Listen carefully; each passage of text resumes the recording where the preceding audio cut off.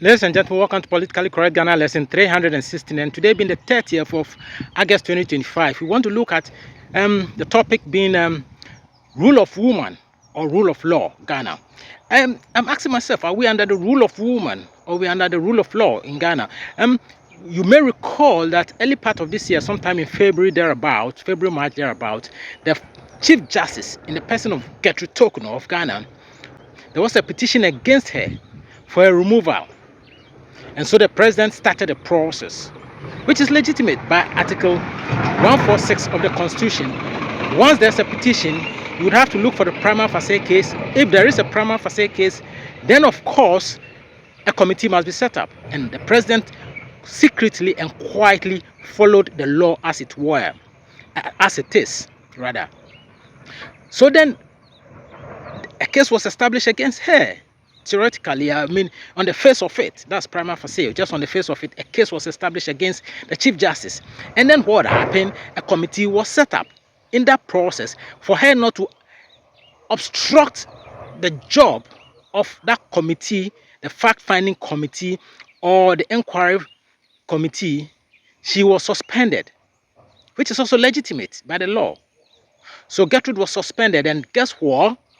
Just as she was suspended in April 2025, come June 2025, she organized a press conference to alert the whole world that she has been wrongfully suspended and all the charges against her are wrong. And I'm like, oh, God of mercy. So you did not read the Constitution.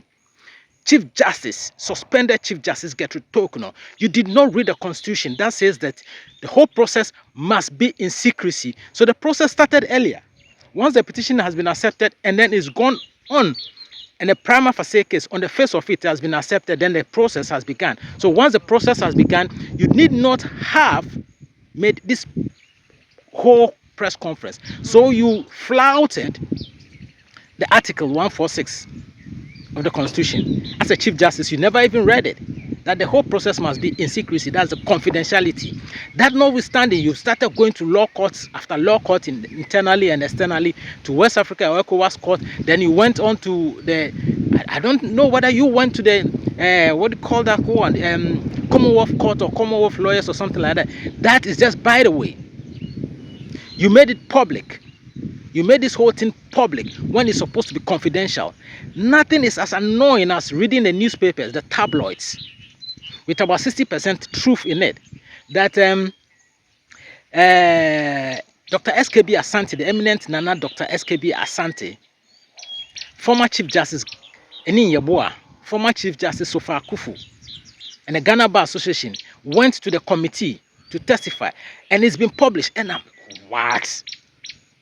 Nana Dr. SKB Asante, to start with, you were the chairman of the drafting of the Fourth Republic Constitution, and you know that this whole process has started and the Chief Justice had made it public. So you should not have gone to that committee.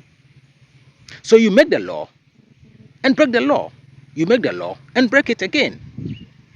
Nana Chief Justice, Nana Dr. SKB Asante, I'm sorry. I'm so disappointed in you. I have so much respect for you. I still do have, anyway. I have to be honest with you. I still do have that respect for you. You're only human. Look, Samuel Kudjeto, lawyer, senior citizen Samuel Kudjeto, the lawyer. He's an eminent lawyer. He's practiced for over 60 years or so. But he also went to the committee, and I'm wondering, why should someone take an old man as lawyer Samuel Kudjeto to give testimony? The man is so old. I mean, he fluctuates between issues. You shouldn't have done that to him. You should have left him to keep his past glories with him. Now history is not on his side. He presented fine cases and now began the wrong cases. I'm sorry, Uncle Samuel Kudjeto, you just got it wrong. He's not my uncle anyway. Don't worry. Then look at Chief Justice, former Chief Justice Enin Yeboah. Who would take the testimony of former Chief Justice Enin Yeboah serious? It is alleged that he demanded $5 million as bribe to change a case. Who would take that man serious? Nobody should take Justice Enin Yeboah or former Chief Justice Enin Yeboah's account any serious. The committee must rubbish all that they came up to do, because the whole process must be in secrecy. The confidentiality is lost, and because Gertrude disobeyed the confidentiality, she's fired.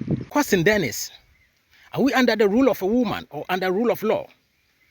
The law says it should be kept secret.